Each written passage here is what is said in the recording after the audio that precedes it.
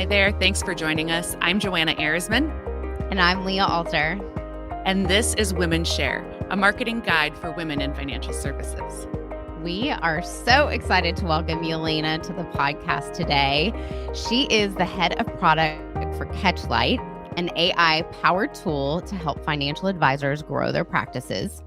In her role, Yelena is responsible for developing and managing the Catchlight platform products, providing strategy development, product management, and go-to-market support.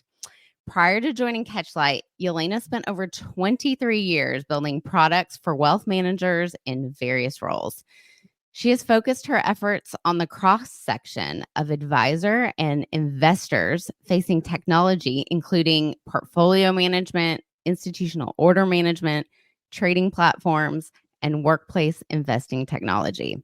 She's pretty much done it all, y'all. I have had the pleasure of working alongside Yelena on several projects over the last 3 years, most recently co-creating an amazing advisor program for Catchlight customers. She is a fantastic leader with a lot of passion for helping advisors reach their goals. Thank you so much for being here, Yelena. Welcome to WomenShare. What an introduction. Thank you for having me. I'm excited to be here. Yes, and we cannot wait to hear more from you because obviously artificial intelligence is transforming every industry right now, and financial services is clearly no exception. So would be curious, given your experience in this space, how do you see AI changing how financial advisors grow their practices moving forward? That's a big question. As I think about it, there's probably a few themes that stand out to me. I think efficiency being one of them. AI is really best tasked at helping advisors leverage insights out of that data. We as an industry have been talking about big data for so many years, decades, really. Really, in this case, in the case of growth, leveraging data to focus attention on best fit opportunities for their business. For example, using lead scoring systems to identify potential leads by analyzing insights that you have about them or online behavior or engagement, allowing advisors to focus their time and efforts on really the best opportunity, most likely to convert. I think another big theme is really driving that personalized marketing, personalized engagement home. And this could be a context of a lead or a client because advisors grow in a very diverse set of ways. It could be with existing customer base, but leveraging the data to create highly personalized marketing campaigns, highly personalized engagement cadences to really ensure that an advisor can target their ideal customer with a tailored message. And really increasing that opportunity to have more moments that matter with a customer or prospect is another theme. I think maybe one more I'd add to round out to 3 is predictive analytics. So AI can analyze a lot of data, especially historical data, to predict things like the type of prospect that you've tended to be successful with, the type of prospect that's been simpler versus more difficult for you to convert, or maybe the most productive source of leads for you as an advisor, since every advisor tends to be focused on a very specific niche. Understanding where the best leads, best opportunities come from is a huge efficiency step. If I think about what we do at Catchlight, on a pretty regular basis, we answer really 2 questions for advisors. How do you focus your time on best opportunities? And how do you engage with those opportunities in the most personalized way possible, whether it's at the individual or at the segment level?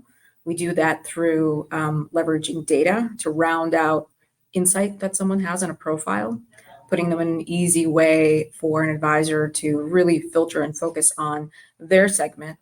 Layering that with AI and analytics that allows someone to think about, are they the type of a person that similar characteristics to those that buy advice, and leaning in on the personalized data about each and every prospect in each and every segment to really think about what ways you can efficiently and in a personalized way engage so that people read what you send out there in the ecosystem. Well, and I think too, the power of this is such a great fit for financial advisors where the work that they do for each and every client is so customized and, unique to that person's situation. At least in my experience, that's what advisors would get frustrated if they don't have very much specific information on a prospect that was generated through a marketing program, right? Where they're like, how do I add value by speaking to their problems and their needs? So I can see how the power of more of that data being accessible to more advisors earlier in the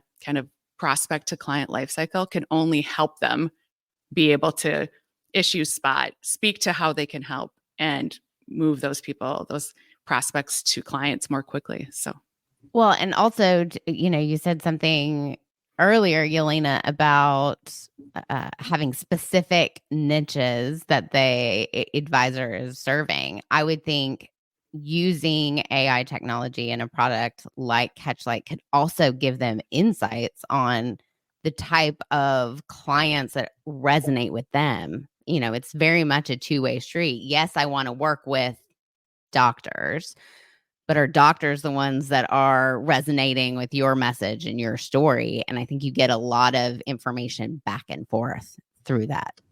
That's spot on, Leah. I think as I think about the things I've learned from you and the partnership that we've built over the years, I think data and AI are absolutely important, and they can do a lot of those things. But I think where you're leading is there needs to be a strategy, and there needs to be a strategy where why did you get into this business in the first place as an advisor? Who is it that you're leaning in to help, and where have you had success in the past?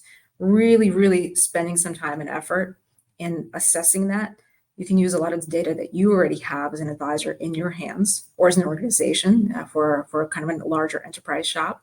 It's really important to think about where you've had successes and why you've had those successes, to really send a message out in the world and everything that you do, whether it be an event, your website, your marketing efforts, to really try to rally around those best fit segments for you and tell the stories, how you've helped people in those.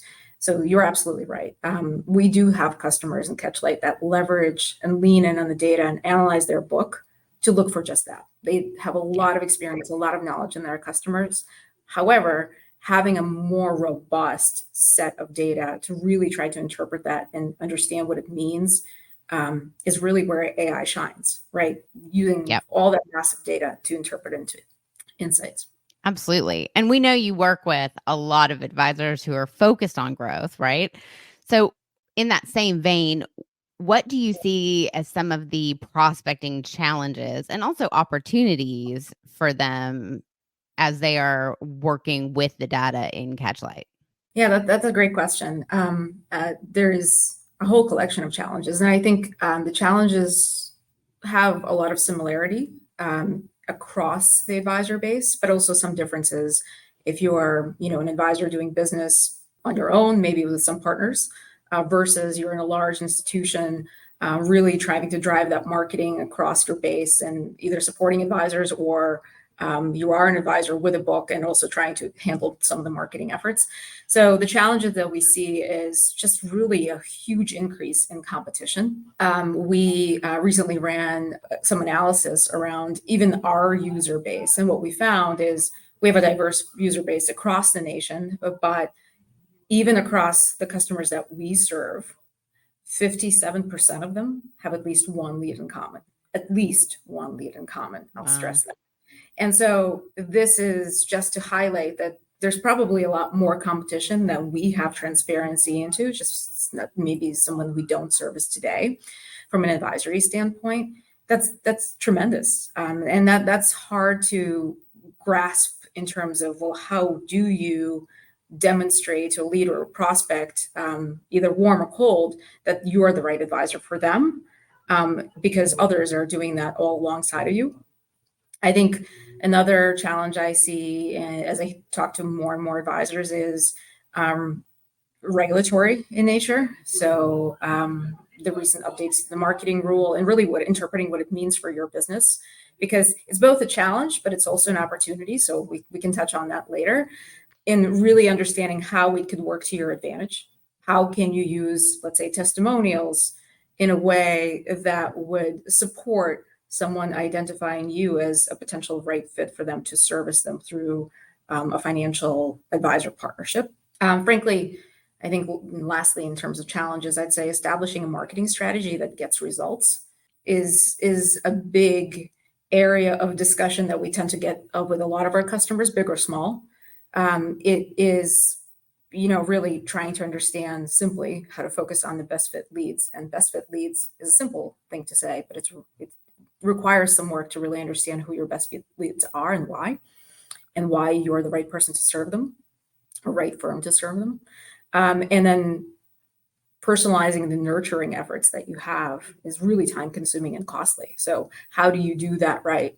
I feel like I've outweighted the challenges, so it gives me a fun opportunity to talk about the opportunities in the space, because I think they are massive, and they are, maybe I'm an optimist in this case, but the general ecosystem that we live in, there is technology that can help you be more efficient. Data that you've collected over the years and maybe have looked at in a different way can be used to help formulate your strategy, can help you be more effective in your prospecting efforts. I think we all know that we live in an interesting time. We estimate something like 50% of all assets will move over the next 10 years. And that's advisors retiring. It's also consumers retiring, passing on their wealth. Huge opportunity for advisors. This is the time to really think about, lean in, and how do you reach out? Who do you reach out to? Why? What makes you compelling?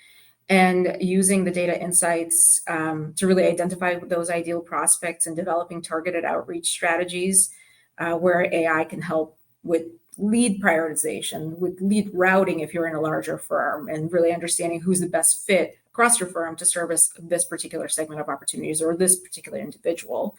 Engagement tactics, and really making prospecting overall more efficient. It's so interesting too, because as you were saying that and talking about, this great wealth transfer, how you market and prospect the generation that is retiring versus this generation that is inheriting all of this money is very, very different. The expectations that a consumer would get during that process is very different. It's no longer a, good old boy, somebody referred to you, handshake, and now this is my advisor. This younger generation wants to do research, wants more information, wants to do that all on their own. And then when they meet you, they want to make sure that the vibe checks out, that it's a match of what I've heard and what I've read and what I've researched and who you actually are. It's a very different experience. It is. I think it's been interesting, and I've grown up in this industry, and to really, reflect on who's servicing who, and pulling back a little, we tend to see advisors service their peers. This industry has been advisors servicing their peers, and the opportunities are diverse and younger, and the technology and the expectation of service from a consumer is very, very different. You're starting to see, from a consumer angle, more connections to someone who is looking to really click, to your point, with the advisor on the other side. They expect a very differentiated service experience, maybe than one that you've delivered before. Not to say that advisors haven't been stellar in the service that they've delivered. It is just a different generation with different expectations. And frankly, even some of the, more advisor prone populations still expect something different, because they are now serviced by the likes of, the Amazons and, Apples of the world, and their service expectations are entirely different. Well, and that made me think everything you've been saying so far is just like connecting the points of something that Leah and I have discussed quite a bit, are very passionate about from an approach to marketing standpoint, is about using data to make your decisions, right? Of how to get the best return from what you're doing, or where are you seeing the best results, which I think as marketers from larger organizations, we've seen this, we understand it. But say I'm an advisor who hasn't been working with marketing technology for a while, that can sound a little daunting, or like, Okay, but how does that actually work though? So can you tell us a little bit about how that data is presented to help inform advisors? Like, how is it actually made practical? Yeah, I think it's a great question. It's a powerful question because that's been, at least for the last almost 3 years, been the mainstay of my job. Is how do you use data to really help improve some of the efficiency and growth and prospecting, and yet do it in such a way where advisors as consumers of technology or firms as consumers of technology feel like it fits into their ecosystem and makes sense. And so what we start with is often very little information about leads. It is an email address attached to a name, maybe a phone number, maybe a mailing address if you're lucky. All three is unusual, but sometimes happens. And that's where we get started. That's all really we need to go to research. We then leverage public record data, first party disclosed data to try to paint a profile. And that allows us to pull back up to 2,000 data elements on each and every lead. Sometimes advisors are also thinking about not just cold leads. They're thinking about referrals. They're thinking about looking inward in some of their related business models. So maybe there's a CPA shop attached. Maybe there is a 401k business attached. Really try to prospect from within. Making that data be presented and helpful is where we spent a significant amount of time and iterated due to a really great partnership with the financial advisors we serve. Everything we've built has been based on their feedback. And so we present a profile. And that profile is not the 2,000 data elements, because that is not a way to use an advisor's time efficiently. It is a way to think about the marketing persona or the persona of the person on the other side, all the way from liquid investable assets and income, so their household setup, to life events, to kind of where are they working, what's their background and education experience, all the way to household hobbies. How do you use that comprehensive data set in a lightweight way, presented to an advisor or an advisory institution, which we do through less of an UI-oriented way, but through our API stack and through our Salesforce app. We also integrate to a lot of CRMs that advisors spend time in. So if you want to see that data as you're prospecting, as you're kind of setting yourself up for a meeting, great. We also help you think about segmenting the audience. So leveraging some of the key data we bring back to help an advisor build a segment. Usually it starts with an advisor thinking about what are the segments that are best fit for me, like we talked about earlier.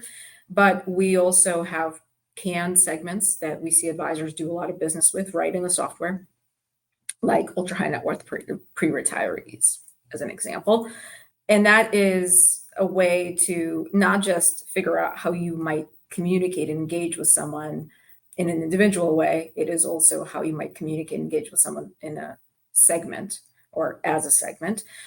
I think one thing I did not touch on, and I think it's important, is we started with the hunch that we can make prospecting better. We lean into large financial institutions and small ones alike to understand where are the best practices and what could we move forward out of those best practices. Figuring out who is best fit to the segment you prospect in is part of trying to organize your time and attention on the right people. The other is understanding who is really ready to partner with an advisor for paid financial advice. So we have things like the Catchlight score. That is one of our AI models. It is a really interesting way to look at those that have bought and paid for advice in the past, and apply insights on what are the characteristics of those people to your own lead list to really organize your attention of who is more alike to those that have bought advice in the past. I think one of my favorite things about the technology is it removes the excuse of I don't have time, because you always have 5 minutes, right? For one email or one phone call or whatever. And having a technology that says today your hottest prospect is Yelena, and being able to focus your efforts on down to that personal level really does eliminate the excuse of like, I don't have time to prospect or I don't have time to market. It's really such a cool thing to do. All right, so kind of switching gears a little bit, because as you know, we here on WomenShare are very passionate about the women that are in this industry and how their careers have evolved. So you have a 23-year plus career, which has all been within the Fidelity family of companies, which is so unique today. You know, you see a lot of people jump from, you know, even after substantial amount of times, jump from companies to companies. So how did your career evolve? Did you always want to be in financial services? And, you know, what are you most passionate about in this fintech space that you are in now? That's a great question. So I can't say that I specifically decided, closed my eyes and said, yeah, financial services is the place for me. But I think I was always intrigued about the complexity of financial services, and have always in my career wanted to have something creative. And that cross section is incredibly complicated in building products in financial services, and it's incredibly addictive. And so I had started as an engineer, and I can't say that I was the best engineer, but I started as an engineer, and I think what's been great and why I stayed as long as I've stayed is Fidelity has been incredibly generous in helping me evolve my career in so many different dimensions, where, you know, starting as kind of more software focused, and learning, and then continuing to chase the why. You know, why am I being asked to build this? Pushed me into a career as an analyst. From there, I still didn't have enough of the why, and then, well, why is this a problem? Pushed me into product. And that's been an incredible journey. And I think the majority of my career has been in product, because that is an incredible way to interact with those for whom you're trying to solve problems, apply creative hunches, and partner with them to figure out how a problem might be solved. And then really lean in on technology in the realm of the possible to get it out into the market and see how the market reacts to it, and continue to partner with customers and prospects alike. I can see how that merges both the art and the science, right? That speak to you. That's so fascinating. And especially the connection to the end consumer. I can imagine we've talked about our why of getting into this industry, or more like what has kept us here. And it's seeing the end impact, right? That bringing the right financial advice to the right people can have. I can imagine you get to experience that as you're talking with, you know, advisors who are helping end clients. And okay, so one question we like to ask everyone who's a guest on WomenShare is, what's the best career advice you have received? That's a great question. I think probably the most invaluable career advice that I received, and it was early in my career, is don't just do the job you're hired to do the job you want. And it's such a simple and it's such a powerful mind shift that's not just kind of propelled me professionally. It is something that instilled, I think, a sense of purpose, and a lot of passion around the work I do. So it's this ongoing curiosity and desire to discover and to do and to solve. I think that's probably the best advice. That is fantastic advice. Fantastic advice. And, you know, I think that there are, and back to even to the comment you made about looking for creativity and being creative in the space, I think that there is a lot of opportunity. I think when people think about corporate structure, they don't think that there's a lot of flexibility and creativity in developing a career based on what you're passionate about. versus a role that needs to be filled. And I think there's a lot of opportunity to intersect those two. And on that same point, what advice would you pass along to other women who might be starting their careers in financial services, or specifically fintech, which we know technology in general is a space that's really dominated by men? Any advice you would pass along to another woman? Oh, that's hard, but exciting. I think probably some themes: confidence, believe in yourself and your ability. Don't be intimidated. You bring a very unique perspective and skill set that's very valuable. Think about what the population looks like. And if you're one of the builders, that you're going to be serving a majority of the population. So be confident. I think another is, and I think this probably echoes a little bit of what we're doing here, is network. Build a strong professional network. Find mentors, allies, those who can support you in your career development. I think that's been a tremendous part of what I've been able to achieve because of those partnerships. Be curious, continue learning. It's a lifelong commitment, no matter what you do. Financial services industry and technology are very dynamic. Staying informed about what's happening, how technology is evolving, AI, or anything, whatever is the latest trend, that is going to propel you to be at that next role, to do that next thing. And I think lastly, probably advocate for yourself. I think don't hesitate to seek that career advancement, to look for opportunities, speak up when necessary, take on challenging projects, showcase your skill set, showcase that you can do or learn what you probably can and will. Oh gosh, I love all of those. That is like what the show is all about. And those are some really good pieces of advice. This has been so great, Yelena. Thank you so much for coming on. We want to give you an opportunity to share a little with our listeners on where they can go to learn more about Catchlight. Well, thank you for having me. This has been so much fun. And I'd love to have your listeners discover more about Catchlight. You can find more information on catchlight.ai.